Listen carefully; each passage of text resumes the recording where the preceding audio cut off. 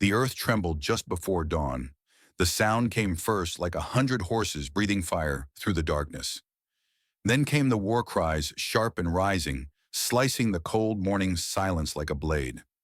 Martha stood barefoot on the porch, her lantern flickering and the wind hands shaking around the rifle she barely knew how to fire. The Comanche riders appeared like ghosts through the fog, 50 strong, their faces painted in streaks of crimson and ash. At their front rode a man wrapped in wolf pelts, his stare locked straight onto her. He raised a hand. The others stopped. Time froze, and then she saw it. Behind him on a painted horse rode the boy she thought she had saved.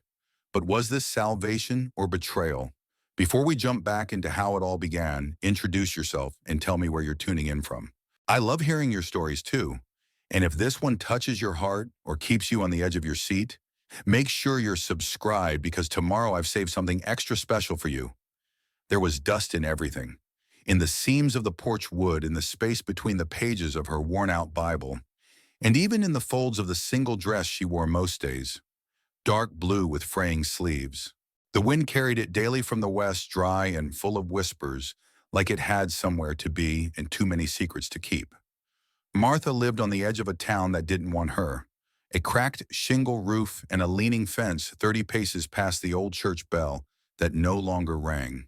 She kept to herself not out of choice, but because the town folk made sure she knew she was not welcome. They said she brought bad luck, that she saw things, that she talked to the dead. None of it was true, not really. But rumors grow faster than crops out in the West, and hers had roots too deep to pull out now. Once a long time ago, she had walked straight and laughed often. But that was before the fire, before her husband's scream faded into ash, and the left side of her face melted into a scar that wouldn't let her forget. Now she walked with a slight limp, unsteady on cold mornings, and her voice had grown softer, like the world had pressed its finger to her lips and told her to keep quiet. Thus town obeyed that silence too. On Sundays, she sat alone on the back pew while the others filled in up front.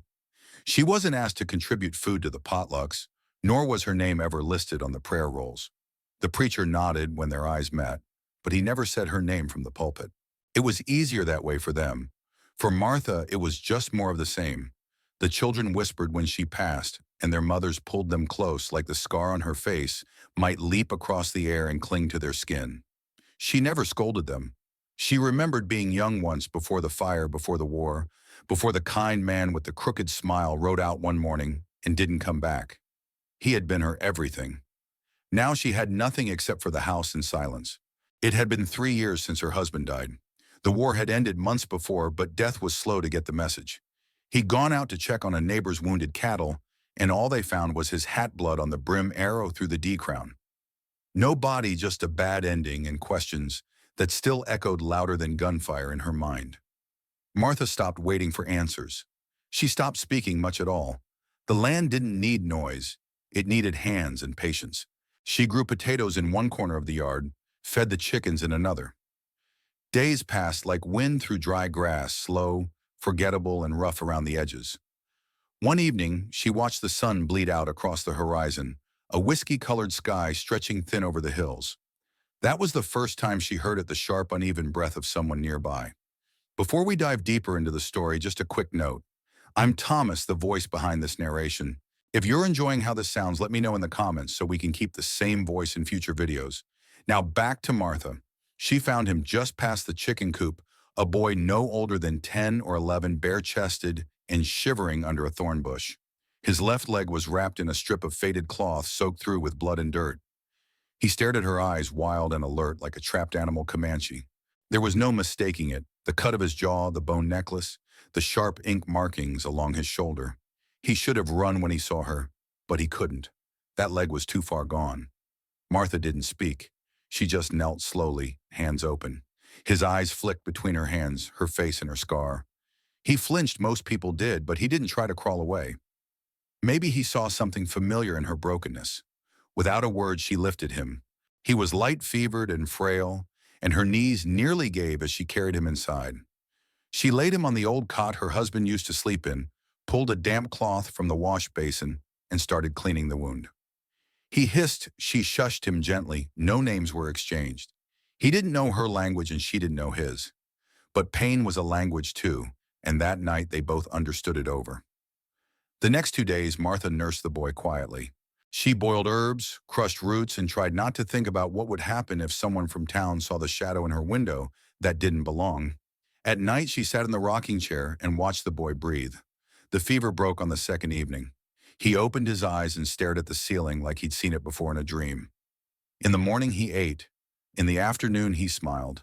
It was the first smile she'd seen in months, maybe years. It cracked something in her, something she'd buried too deep for words.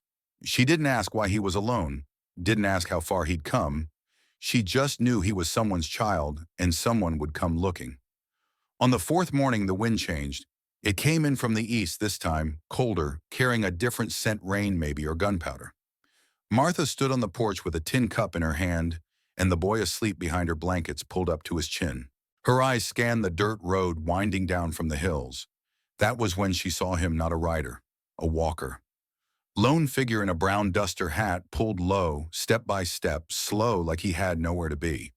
Or maybe he'd already been everywhere and had the scars to prove it. She stiffened, gripped the tin tighter. Strangers didn't pass through without a reason, not this far out. When he reached the fence, he paused. One hand rested casually on the gate latch, the other near the revolver at his side. His face was shadowed, but when he tilted his head, the light caught his jawline. Rough weathered, with a faint cut healing just beneath his cheekbone. He didn't speak, neither did she. Not yet, just the wind between them and the sound of a rooster crowing off key in the background. He tipped his hat slowly, ma'am. His voice was low, not hard, not soft, just enough to carry. He looked past her for a second, eyes drifting toward the window where the curtain had shifted. Maybe he saw the shape of the boy. Maybe he saw nothing at all. I ain't here to take nothing, he said, and I sure ain't here to sell you a Bible. That almost made her smile, almost. What are you here for? She asked. Her voice was hoarse from disuse but steady. He shrugged. Heard someone out this way was nursing a wounded dog, figured that might be a metaphor worth looking into. She narrowed her eyes. You a bounty hunter? If I was, would I say so? Silence fell again. It stretched but not uncomfortably, like two people testing how long they could breathe, in the same space without needing to fill it. Martha studied him. He didn't seem afraid. And more importantly, he didn't look at her scar the way others did. He looked at her like she was someone who still existed. I'm not looking for trouble, she said. Good, he replied. Trouble doesn't need looking for. It tends to find folks on its own. He turned like he was ready to leave, then paused. You got water? She nodded, motioned with her chin toward the well behind the house. He stepped off the road and into her world without hesitation. They didn't speak much that day. He drank, tipped his hat again, and wandered off behind the barn, where he tied his small bedroll under a tree. No explanation, no request. Just stayed as if the land had opened its arms and let him sink in. The boy peeked at him through the curtains. Said nothing, just watched. Martha noticed how the man, despite being near, kept a careful distance, not threatening, not too familiar. Later that afternoon, she found a bundle of fresh kindling on her porch. A small gesture, but it felt larger than it was. That night, when the wind picked up again, she didn't lock the door. What if someone saw you for who you are, not what you carry? Subscribe, one day that story might be yours too. The stranger's name was Ellis, or so he said. He didn't offer a last name, and Martha didn't ask. She figured everyone had a reason to leave parts of themselves behind. He didn't seem like a man who lied, just one who kept his truth in a jar somewhere far from reach. By the second morning, he was helping with the fence. Said it leaned too far east and she ought to brace it before the wind took it all the way down. His hands were worn, scarred and calloused, but he worked like someone who didn't mind hard things. He didn't ask about the boy, didn't ask about the scar, but once after sunset, he looked at her for a long moment and said, the world ain't kind to those it can't understand. You seem like you know that. She met his gaze. I've learned. Word travels faster in small towns than lightning in a dry sky. By the third day, Mrs. Avery from the church was at the general store telling anyone who'd listen that a man was seen walking the ridge near Martha's place. Said he had Comanche on his boots, she whispered loud enough for the whole aisle to hear. And you know she's always been strange ever since her husband disappeared. Someone else mentioned they hadn't seen the sheriff in over a week. Another swore they heard drums the night before. By sunset, 3 men had ridden out to check on the widow. Martha saw them before they reached the gate. She was shelling peas on the porch while Ellis stood quietly in the shadows of the barn. He watched them come lean, angry silhouettes, kicking up dirt like they owned the ground. "Evening, Miss Martha," one called. His smile was too wide to be friendly. "Just came by to make sure you were safe. A lot of strange things happening. Lately, she didn't get up." "I'm fine. We heard you might have a guest. Thought we'd offer some company." Behind her, the door creaked slightly. She knew the boy was listening. Ellis stepped out, then casually wiping his hands with a rag. He looked like he'd just finished fixing a wheel. Not like he was ready for a fight, but something in his eyes said otherwise. "Don't mean to interrupt," he said, "but the lady's already got company, and I reckon that's all she needs tonight." The three men didn't like that. Their horses shifted hands edged toward hips. But none of them were stupid. The leader spat in the dirt. "You sure know how to pick your friends, Martha." She stared back. "So do you." They left in a cloud of resentment, and she knew they'd be back with more men and less questions. That night, the boy finally spoke. One word quiet from the dark corner of the room where he lay. "Father." Martha froze, turned slowly. He pointed to the horizon where the wind had shifted again and carried the sound of distant drums, low, steady, coming closer. They came at dusk. Not warriors, not Comanche townsfolk, 3 women, 2 men, 1 preacher. All on borrowed righteousness. They didn't bring torches, but they didn't need to. Their voices burned just the same. "You can't shelter them, Martha." Mrs. Avery stood at the front, arms crossed, hat pinned too tight to her curls. "You of all people, after what happened to your husband." Martha stood in the doorway, hands clenched at her sides. The boy hid behind the curtain again. Ellis wasn't in sight. She wished he were. "I didn't invite you here," she said coldly. "We're not asking permission," Preacher Geller added. His Bible hung from one hand like a threat. "This land don't belong to you if you're using it to harbor sin." Martha stepped out, shutting the door behind her. "Sin," she repeated. "He's a child shot alone. He's Comanche." The words hit like stones. "And you've taken up with a drifter with a gun and no name." Mrs. Avery's voice trembled with venom. "You think people haven't noticed what happens after dark? You think you can hide behind your scars forever?" Martha flinched barely, but that was all they needed. The preacher stepped forward, raising his voice now. "You've lived in shadow for years, Martha, but this is rebellion. God sees, yet we all do." She said nothing, just stared at them, letting the weight settle like ash, letting the humiliation rise in her throat like bile. Then one of the men, Tom Kinley, threw something at her feet. A rag doll, red thread, black eyes. She knew it. It had belonged to her daughter, the one they never talked about, the one buried in the far field. Her knees buckled. "You left her there," he said. "You let her die while you chased ghosts in the woods." Martha collapsed to the porch, chest heaving. Her hands reached out, not for the doll, but to brace herself from drowning in the sudden sea of memory. No one helped, no one touched her. They turned and walked away, leaving the doll in the echo of judgment in the cold dirt. The boy opened the door slowly, eyes wide, silent. She turned her face so he wouldn't see her cry. That night she packed nothing, just walked out the back gate into the woods, up the hills, no direction, just away. The sky darkened behind her, clouds swallowing the moon. Cold crept into her boots, numbing her feet. Still she didn't stop, not when the branches cut her arms, not when the wolves howled from far-off ridges. She walked until the pain of breath reminded her she was still alive, and then she dropped. Snow came suddenly, a cruel April storm. Icy flakes coated her shoulders, her hair, her hands. She lay curled beneath a cedar tree, trembling. She didn't pray, she didn't hope. She waited for cold to take her, like it had taken everything else. She didn't hear him at first, didn't feel the gentle shift in the air, just the warmth of a coat being laid over her shoulders. Then his voice, soft, close. "I've been looking for you, Ellis." She opened her eyes slowly. He knelt beside her, rain in his hair, snow melting on his sleeves. "How did you—" "You didn't say goodbye," he said. "Didn't seem like you." She laughed bitter.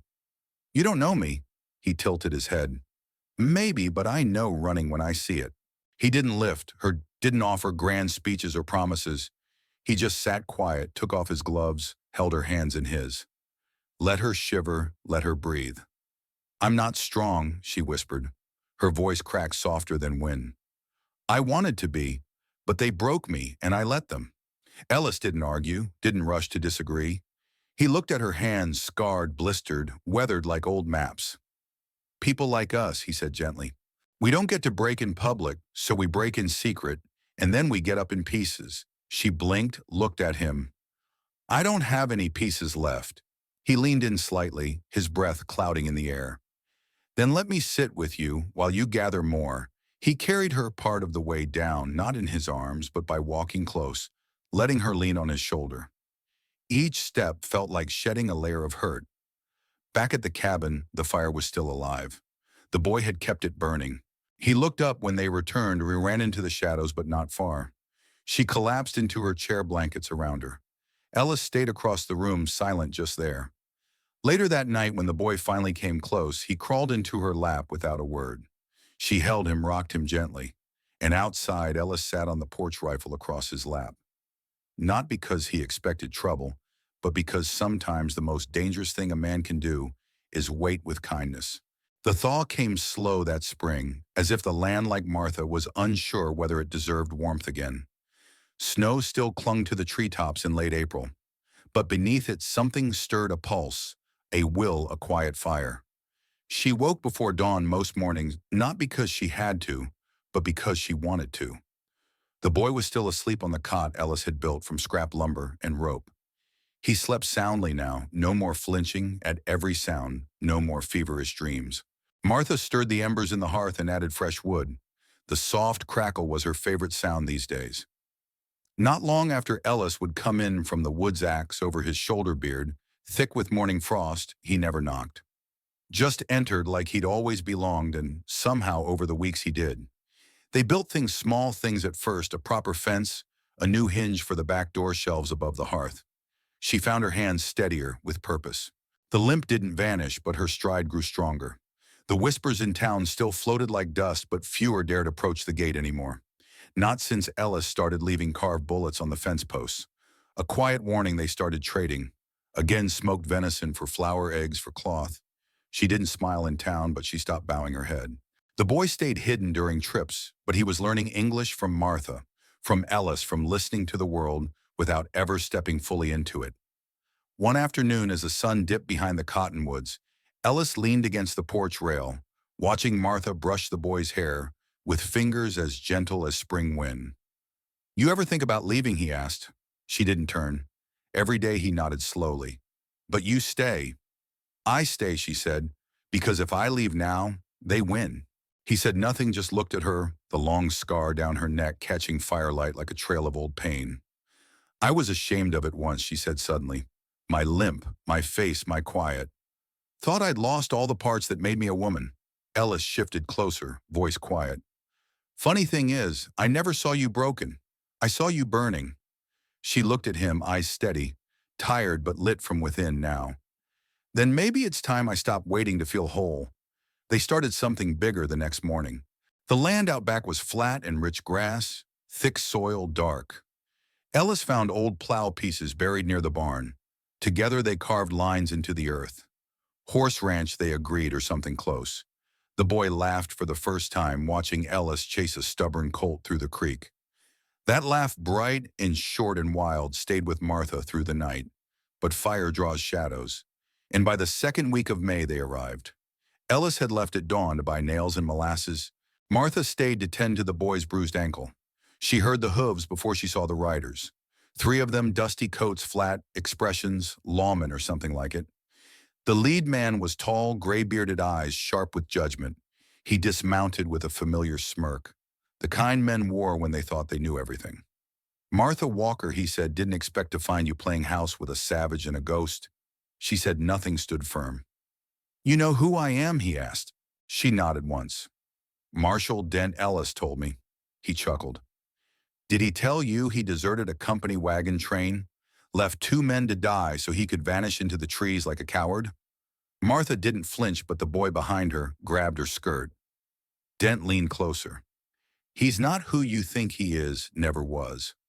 That evening, Ellis returned to find her sitting on the porch, steps, eyes red but calm. You knew he'd come, she said. He nodded. I figured he would. Was just a matter of time. Is it true, she asked. About the wagon train, Ellis crouched beside her, resting his hands on his knees. It is but not the way he tells it. She waited. I was ordered to kill a Comanche family camped near the river. They hadn't attacked anyone, just lived too close for comfort. Two of our men went ahead. By the time I caught up, it was already done, he swallowed. I couldn't stomach it.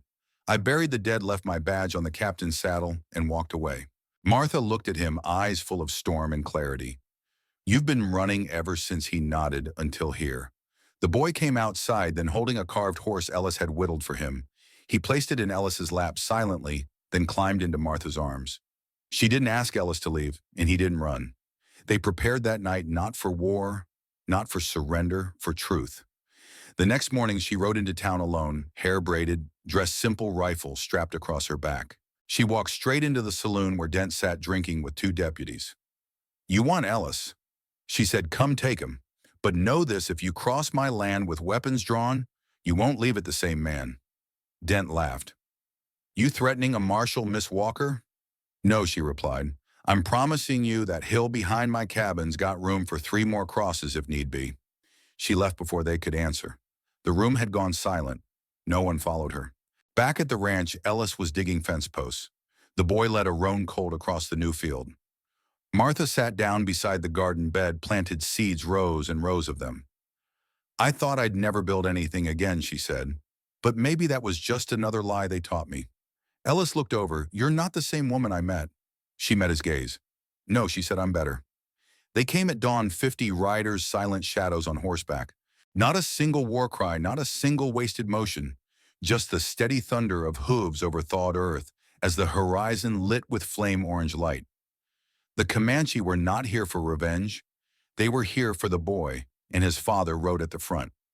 Martha stood at the gate, rifle across her back, heart in her throat. Ellis beside her, his jaw locked but his eyes steady. Sutter boy clung to her leg, barefoot, trembling, but not hiding. When the riders stopped just beyond the fence, their leader dismounted. Tall, broad braided hair streaked with silver. He looked not at Ellis, not at the land, but at Martha. And then slowly he looked down at his son.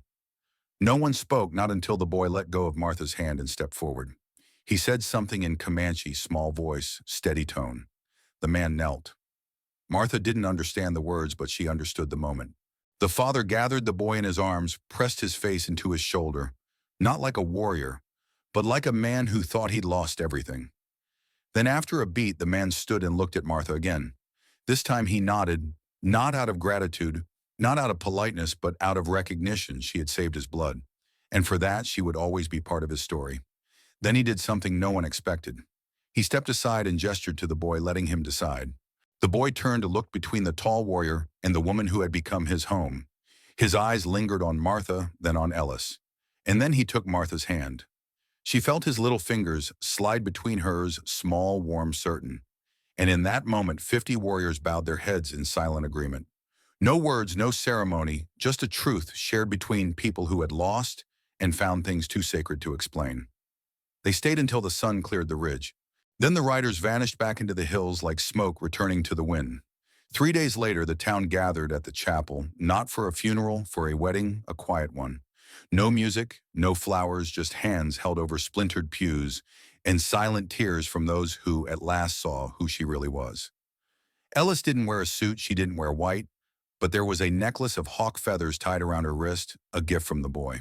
And when they kissed, the light through the stained glass caught the scar on her neck, not to shame her, but to crown her.